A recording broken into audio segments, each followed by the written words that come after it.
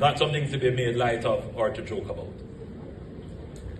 But Jamaica, like many other countries in the world, suffer from aged infrastructure.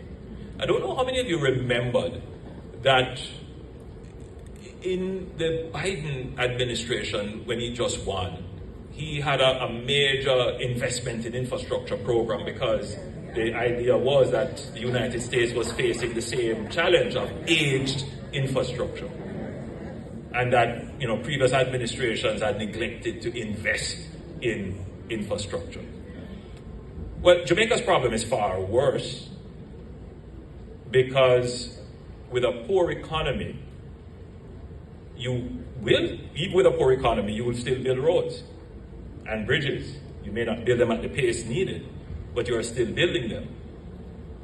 But when you are faced with a choice of a limited budget, you're going to ask yourself, when it comes to the recurrent expenditure, do I spend it on maintaining the roads, or do I pay the teachers, the nurses, and the doctors?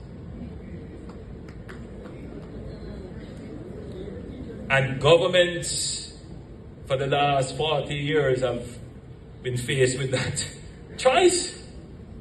So the governments will borrow the capital to build the roads. But you really can't borrow for recurrent, even though we ended up at a point where we were doing that.